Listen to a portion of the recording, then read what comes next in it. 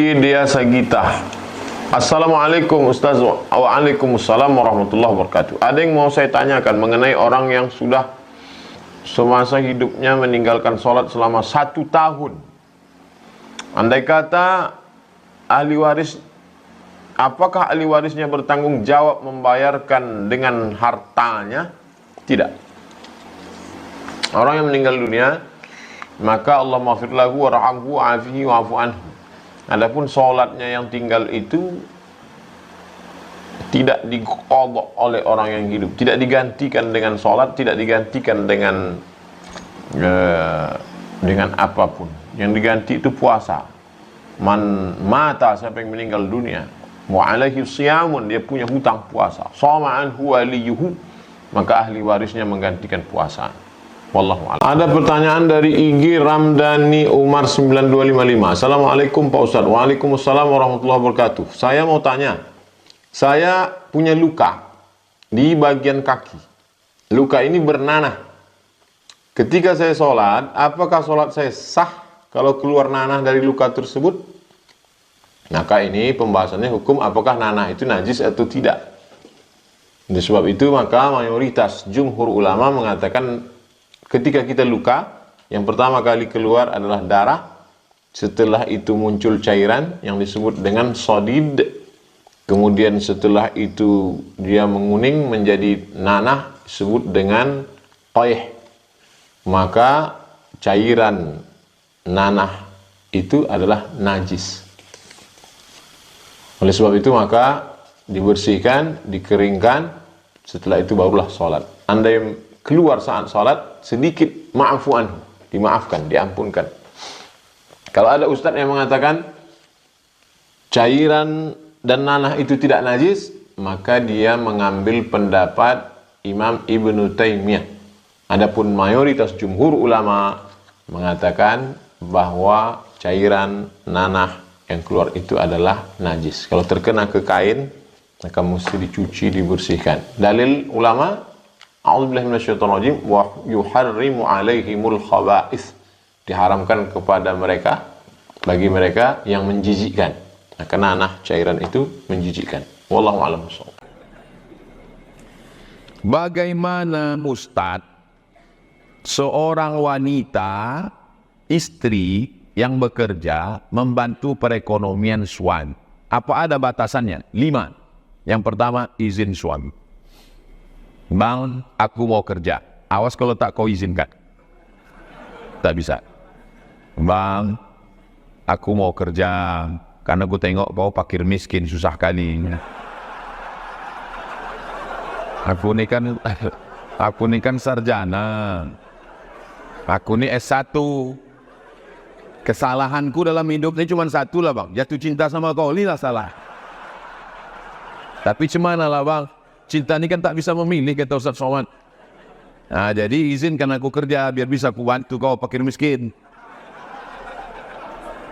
Sama, izin suami. Yang kedua, la tabarrajna tabarrujal jahiliyatil ula. Jangan bersolek-solek jahiliyah. Ibu berangkat ke kantor tuh dandanannya biasa aja.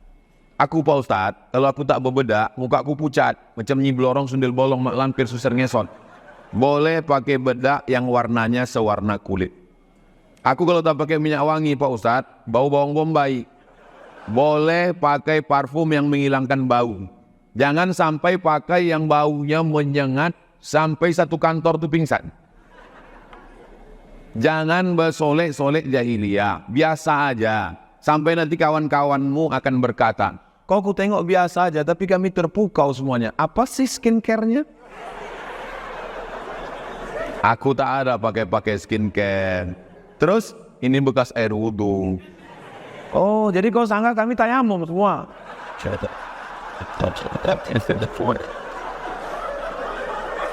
Yang ketiga, la yadribna bi arjulihinna. Jangan pukulkan kaki ke lantai. Apa maksud jangan memukulkan kaki ke lantai? Sengaja dipakai gelang kaki kanan kiri gemerincing. Pas masuk kantor, kerincing. Semua direct. Enggak tahu. Membuat perhatian. Perempuan yang ingin diperhatikan, berarti kurang perhatian di rumah. Yang keempat, la tafda'na bil qaul, jangan bersuara mendesah-desah, mendayu-dayu. Apalagi yang bagian pelayanan masyarakat. Assalamualaikum, waalaikumsalam. Ini kantor dinas, iya betul. Jangan mendayu-dayu. Waalaikumsalam.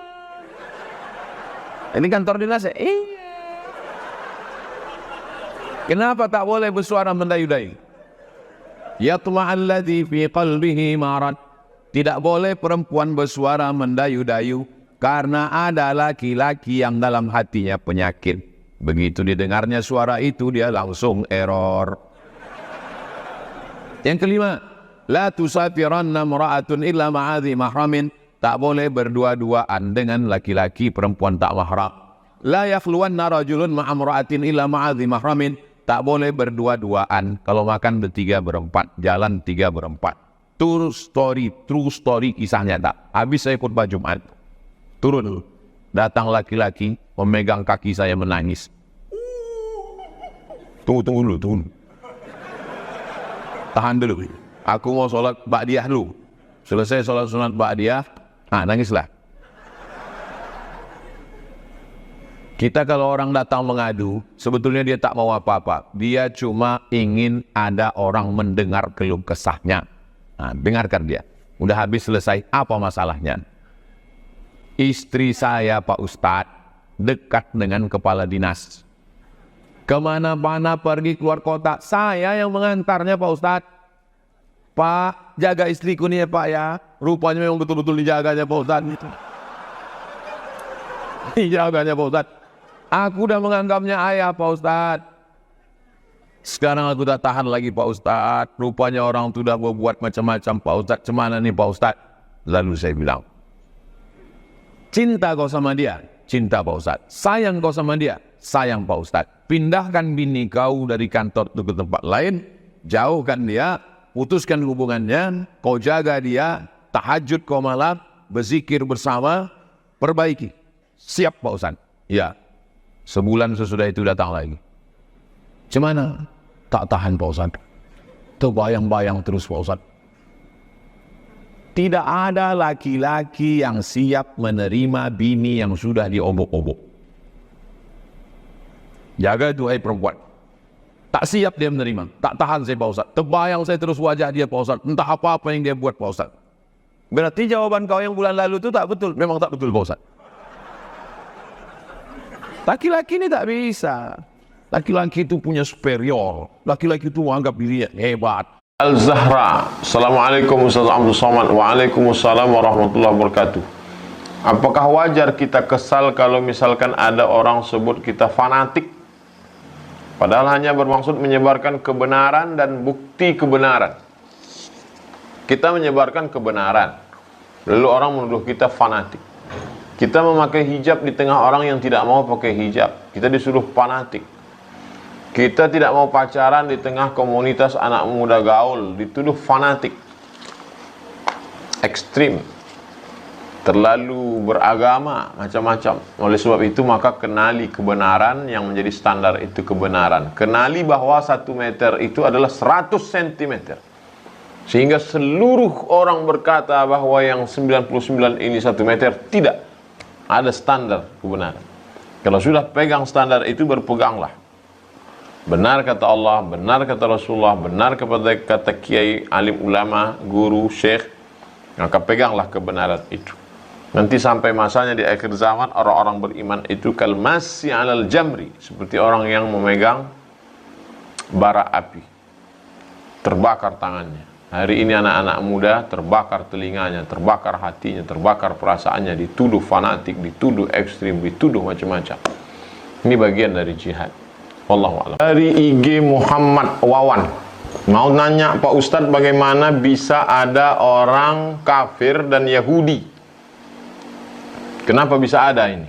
Sedangkan orang pertama di bumi ini kan Nabi Adam alaihissalam.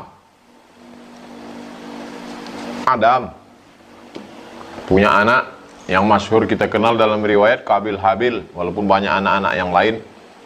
Lalu kemudian setelah itu masa Idris, Adam, Idris, Nuh. Pada masa zaman Nabi Nuh alaihissalam datang banjir bandang. Lalu kemudian selamatlah 3 anaknya, Sam, Ham, Yafis. Bisa dilihat kisah ini dalam kitab Al-Bidayah wan Nihayah, ditulis oleh Imam Abul Fida Ismail Ibnu Katsir, tarikh sejarah. Lalu kemudian setelah Nabi Nuh alaihissalam meninggal dunia, mulailah umat Nabi Nuh ini rindu kepada Nabi Nuh. Dibuatlah patung. Patung anak cucu Nabi Nuh itu menjadi orang-orang soleh, orang-orang baik, namanya Wad, Suwa, Ya'uth, Ya'uq. Lalu kemudian mereka rindu kepada Wad, Suwa, Ya'uth, Ya'uq. Ini dibuatlah patungnya. Belum acara sembah menyembah, tak ada nyembah. Hanya sekedar rindu saja. Generasi pertama. Generasi kedua mulai meminta. Generasi ketiga mulai menyembah. Inilah awal muncul kekafiran. Begitu ajaran Nabi yang lama itu hilang, datang Nabi yang baru menghidupkan lagi. Rasul diutus Allah Subhanahu wa taala menghidupkan akidah la ilaha illallah. Kemudian Nuh Rasulullah, la ilaha illallah. Ibrahim Rasulullah, la ilaha illallah. Musa Rasulullah. Nah, inilah asal usul kekufuran muncul. Lalu Yahudi ini datangnya dari mana? Nabi Ibrahim alaihissalam punya anak namanya Ishak. Ishak punya anak namanya Yakub. Yakub punya nama satu lagi, nama Yakub adalah Israel. Maka cucu cicit anak keturunan Yakub disebut dengan Bani Israel. Lalu kemudian Yakub punya anak namanya Yusuf. Yusuf punya saudara laki-laki namanya Yahuza. Cucu cicit keturunan Yahuza disebut dengan Yahudi. Maka setiap Yahudi adalah Israel. Setiap Israel adalah Yahudi, tapi tidak setiap Yahudi adalah Israel. Inilah asal usul keturunan. Wallahu a'lam. Laki-laki itu menghadapnya, menganggap kaulah satu-satunya, hanya cinta kepada aku saja. Gitu. Ustaz kok tahu? Aku laki-laki. Maka kalian perempuan jangan macam-macam sama laki-laki. Kalau pernah kalian membuat macam-macam, kalian tobat aja, tak usah kalian ceritakan. Tobat aja. Bang, aku tobat. Apa dosa kok? Diam, tak usah kalian tanya ada saya. Karena orang ini tak bisa menerima. Tak bisa dia menerima. Orang barat yang hidupnya bebas, yang hidupnya macam maaf cakap binatang. Saya dikirimkan gambar. Seorang perempuan mengaku ketemu pacarnya di rumah makan 10 menit cuman tak bisa diterima oleh suaminya. Laki-laki itu egois. Memang. Kalau mau laki-laki yang tak egois, bencong lah. Maka kalian perempuan, aku sampaikan hati-hati. Walaupun nampaknya saya tausiah di sini, tapi sesungguhnya video ini ditonton oleh semua kantor dinas dimanapun perempuan berada. Jadi jaga baik-baik. 5 syarat itu. Silakanlah bekerja. Gajinya Pak Ustadz, suami bergaji 10 juta, istri bergaji 10 juta. Apa bedanya? Dalam gaji suami ada nafkah istri dan anak, tapi dalam gaji istri tidak ada nafkah apa-apa. Itu bedanya. Gaji laki ada untuk perempuan. Gaji kalian perempuan bersih. Tapi karena kalian sayang sama si fakir miskin tadi, deh, gaji kau pakai untuk abang ya. Apa kata dia? Bang, jangankan gaji ini, nyawa aku kasih sama kamu. Apakah belum cukup lagi STNK, BPKB yang udah kau gadaikan itu? Nah, ini ambil hasil. Pakailah bang. Perempuan ini kalau dia udah sayang, semua dia serahkan. Betul kan, Bo? Tengok. Dari tadi pas ku tanya, diam. Pas ini, iya kata. Akan jangan macam-macam sama perempuan. Makanya laki-laki tak boleh berzakat kepada istri. Bapak banyak duit. Lalu bapak bilang, istriku, aku dapat uang 100 juta. Ini zakatku 2,5 juta, 2,5%. 100 juta, 2,5%. Ini ku kasih kau 2,5% sekaligus belanja kita. Tak bisa. Suami tak bisa berzakat ke istri, tapi istri bisa berzakat ke suami. Bang, aku kan bisnis woman nih bang, duitku banyak. Ini zakatku ya. Kau kan masuk dalam asnaf yang 8 tuh bang. Ustaz Abdul Somad, saya mau tanya apa hukumnya jika punya proyek ini pembangunan rumah ibadah non-muslim? Halalkah upah yang saya terima dari pembangunan tersebut? Dan bagaimana jika saya dapat proyek buat rumah tinggal yang bukan dari Islam? kita boleh berhubungan interaksi sosial dengan non-muslim. La yanhakumullahu 'anil ladzina lam yuqatilukum fid din. Kalau mereka tidak memerangi kamu dalam masalah agama, walam yukhrijukum min diyarikum, tidak mengusir kamu dari kampung halaman kamu, antabarruhum, kamu boleh berbuat baik, wa tuqsitu ilaihim, bersikap adil kepada mereka. Dalam masalah hubungan sosial, hubungan masalah proyek, hubungan masalah perumahan, jembatan. Tapi kalau sudah terkait dalam masalah ibadah, fasilitas ibadah, wala ana abidu ma'abadtum wala antum abiduna ma'abud lakum dinukum waliyadin. Kita mencari rezeki ini mau berkah, mau baik, untuk makan, untuk menjadi darah daging. Jangan sampai kita mengambil makanan haram. Berikan pada saudara-saudara kita untuk urusan ibadah mereka. Wallahu a'lam bishawab. Ada pertanyaan dari IG Agilong 08. Ustaz, saya mau tanya, apa hukumnya seorang mu'allaf masuk Islam berziarah ke makam keluarganya yang non-muslim? Apa hukum dia ziarah ke makam non-muslim itu? Maka hukum ziarah ke makam non-muslim untuk mengambil iktibar, pelajaran mengenang kematian, hukumnya boleh. Idza marartum biquburina wa quburikum, apabila kamu melewati kubur kita, kubur orang Islam, wa quburikum, kubur kamu. Ini menunjukkan bahwa kamu melewatinya, tapi tidak melakukan ritual. Tidak ada ritual ibadah di dalamnya. Wala ana a'budu ma'abadtum wala antum a'buduna ma'abud lakum dinukum waliyadin. Oleh sebab itu sekedar ziarah mengambil iktibar pelajaran mengenang kematian, hukumnya boleh. Apa hukumnya mendoakan orang yang tidak seakidah dengan kita ketika masih hidup? Boleh. Dalilnya, Allahumma hdi qaumi fa innahum la ya'lamun. Berikanlah hidayah kepada kaumku karena mereka tidak tahu. Masih hidup. Kalau sudah meninggal dunia, kita serahkan sama Allah. Tak boleh kita doakan. Dalilnya, Nabi Ibrahim alaihissalam. Falamma tabayyana lahu annahu aduwwun lillah. Setelah jelas bagi Nabi Ibrahim alaihissalam bahwa bapaknya itu adalah musuh Allah, tidak beriman kepada Allah, tabarra'a minhu, maka dia pun berlepas diri. Wallahu a'lam. Pak Ustadz, bagaimana kalau kita mencintai wanita yang sudah punya suami?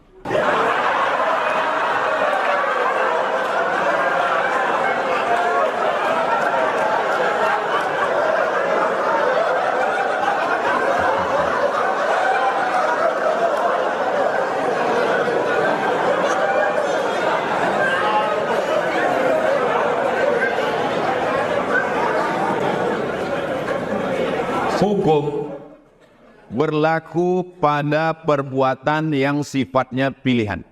Saya ulang sekali lagi. Hukum berlaku pada perbuatan yang sifatnya pilihan. Contoh, di depan saya ada dua. Air zam-zam dengan khamar. Saya punya pilihan. Saya bisa milih air zam-zam, tapi saya dengan penuh kesadaran memilih khamar. Haram. Kenapa? Karena saya punya pilihan. Masjid, diskotik, ada pilihan atau tidak? Ada pilihan. Mestinya saya ke masjid. Saya pilihkan langkah kaki saya ke tempat arang. Saya ulang sekali lagi. Hukum berlaku pada perbuatan yang ada pilihan. Sekarang saya tanya, apakah mencintai itu pilihan? Tidak. Kita tak bisa dipaksa untuk mencintai atau tidak mencintai. Kalaulah cinta itu pilihan, maka tak tergila-gilalah Laila Majnun. Qais tidak akan tergila kepada Laila, walaupun bapaknya tak setuju. Maka tak bisa ibu mengatakan, memaksa ke anak ibu, kau jangan jatuh cinta sama dia. Karena cinta bukan pilihan. Jadi kalau ada orang jatuh cinta sama bini orang, dia berusaha untuk melawan. Dengan cara apa? Dengan berbagai macam cara. Pergilah ke Masjid Al-Falah, minta diruqyah. Supaya kalau ada jin-jin yang mengganggu dia. Kalau dia belum menikah, segeralah menikah supaya hilang fokus dia ke bini orang tadi. Kalau dia sudah punya istri, berusahalah lebih mesra lagi dengan istrinya supaya itu tidak mengganggu. Insya Allah, mudah-mudahan diselamatkan Allah Subhanahu Wa Taala. Ini ujian juga. Ada orang diuji dengan sakit, ada diuji dengan ekonomi duit. Ini badan sehat, duit ada, jatuh cinta sama bini orang. Mudah-mudahan kita diselamatkan Allah Subhanahu Wa Taala. Bukan berarti saya diselamatkan Allah. Ya Ustaz enak lah ngomong gitu. Ustaz kan Ustaz tadi goda setan. Saya digoda setan juga. Oh, jadi kalau Ustaz itu digoda setan juga. Goda setan juga. Setan yang menggodanya Ustaz juga. Setan yang dikirim untuk menggoda saya nih Ustaz juga. Lulusan dari Mesir juga. Langsung belajar ke Firaun. Itu maka di mana-mana selalu saya minta kita saling mendoakan supaya hati kita istiqomah. Jangan tengok FB-nya, jangan tengok IG-nya, jangan masuk grupnya, jangan. Ibu balik dari sini periksa handphone orang nih. Siap move. Dalam hadis disebut as-sukutu alamatur ridha, diam tanda setuju. IG Amri Arch ARCH. Assalamualaikum admin Pak Ustadz, tolong sampaikan pertanyaan saya. Apa hukumnya orang kena HIV AIDS seumur hidup dia bakalan minum obat? Jadi gimana puasanya? Faman kana minkum maridan, siapa yang sakit, aw ala safarin atau musafir, fa'iddatum min ayyamin ukhar, ganti di hari yang lain. Di bulan Ramadan dia tidak bisa puasa, ganti di bulan Syawal, Zulqa'dah, Zulhijjah. Tapi ini masalahnya dia sakit seumur hidup Pak Ustaz. Tidak boleh berhenti makan obat 1 hari 3 kali 4 kali. Wa 'alal ladzina yutiqunahu, bagi orang yang tidak sanggup puasa di bulan Ramadan, Syawal, Zulqa'dah, Zulhijjah, Muharram, terus tidak bisa puasa, fidyatun ta'amu miskin, membayar fidyah. Puasa dia yang tinggal itu ditebus dengan membayar fidyah. Seminim-minim fidyah 1 hari 1 mud. 1 mud itu 750 gram beras. Minim. Tapi kalau dia kaya banyak duit, jangan kasih minim. Pakai 1 porsi makan. Makan pagi, makan siang, makan malam. Ada minum kopi susunya, buah, segala macam. Ini lebih baik. Mudah-mudahan Allah berikan kesembuhan, kesabaran. Wallahualam. Ada pertanyaan dari IG 16301630. Assalamualaikum. Waalaikumsalam warahmatullahi wabarakatuh. Pak Ustadz mau tanya, mengkonsumsi daun ganja dijadikan sayur mayur, apa hukumnya? Kullu muskirin khamrun, setiap yang memabukkan, apapun namanya yang memabukkan, maka dia khamar. Wa kullu muskirin haram, maka setiap yang memabukkan itu hukumnya haram. Ganja, sabu-sabu, putau, rohibnol, kecubung, kullu muskirin haram. Setiap yang memabukkan maka dia haram. Bagaimana kalau sedikit saja? Ma askara kathiruhu faqaliluhu haram. Kalau banyaknya mabuk, maka sedikitnya pun tetap haram. Wallahualam. IG dari Fitri Soliha 02. Assalamualaikum Pak Ustadz. Waalaikumsalam warahmatullahi wabarakatuh. Bagaimana cara kita menyikapi saudara kita apabila beliau pernah menolong saya di saat susah, sedangkan setelah itu beliau selalu mengungkit-ungkit kebaikannya? Dan beliau tidak suka dengan ibuku. Dia selalu kasar dan bahkan pernah main tangan, padahal ibuku adalah kakak. Pertama, Al-Quran. Ya ayyuhalladzina amanu, hai orang beriman, la tubtilu shadaqatikum bil manni wal adha. Jangan kamu batalkan perbuatan-perbuatanmu yang baik-baik dulu dengan bil manni, mengungkit-ungkit, mengungkap-ungkap pemberian. Wal adha, menyakiti hati orang lain. Qaulun ma'rufun, ucapan yang baik, kata-kata yang lembut. Wa maghfiratun, pemberian maaf. Khairun, lebih baik. Min sadaqatin, daripada sedekah yatsba'uha adza, tapi menyakiti hati orang lain. Sedangkan dalam hadis Nabi, salasatun, ada 3 golongan. La yukallimuhumullah yaumal qiyamah, mereka tidak akan diajak bicara oleh Allah Ta'ala pada hari kiamat. Wa yanzuru ilaihim, tidak dipandang oleh Allah, tidak diajak bicara oleh Allah. wala yutahhiruhum, tidak disucikan Allah, walahum adzabun alim, mereka diazab dengan azab yang menyakitkan. Satu di antara yang tiga itu adalah mannan, orang yang mengungkit-ungkit, mengungkap-ungkap pemberian. Berikan saja video ini ke dia biar dia dengar. Wallahu a'lam. IGNH 421874. Pak Ustadz, saya mau tanya, kalau lebaran mana yang lebih didahului? Orang masih hidup atau orang yang sudah tidak ada? Oh, ini maksud dia ketika hari lebaran, Idul Fitri, Idul Adha, lebih dulu salaman dengan keluarga yang masih hidup atau ziarah kubur? Agaknya itu yang beliau tanyakan. Perlu difahami bahwa kalau kita mau minta maaf, minta ampun, silaturahim, tidak usah nunggu lebaran. Ini tradisi di tempat kita. Baik, tidak salah. Tapi menunggu lebaran baru minta maaf, bersalam-salaman, ini karena tidak dibatasi oleh waktu, ruang, dan tempat. Unlimited, kapan saja terserah mau minta maaf, mau salam-salaman. Oleh sebab itu maka ketika minta maaf, mana? Kepada orang yang hidup, sambung silaturahim. Kepada orang yang sudah meninggal dunia, kita ziarah untuk mendoakan mereka dengan adab-adab ziarah kubur. Dengan orang yang hidup, silaturahim, mohon maaf zahir dan batin. Setelah itu ziarah, assalamualaikum ya ahlad diyar minal mu'minin wa inna insyaallah bikum lahiqun yarhamullahu mustaqdimina wal mustaakhirin, nas'alullah lana wa lakumul afiyah. Semoga keselamatan senantiasa tercurah bagi kamu hai penghuni kubur. Kami insya Allah menyusul kamu dan diberikan Allah kepada kamu semuanya kebaikan. Wallahu a'lam.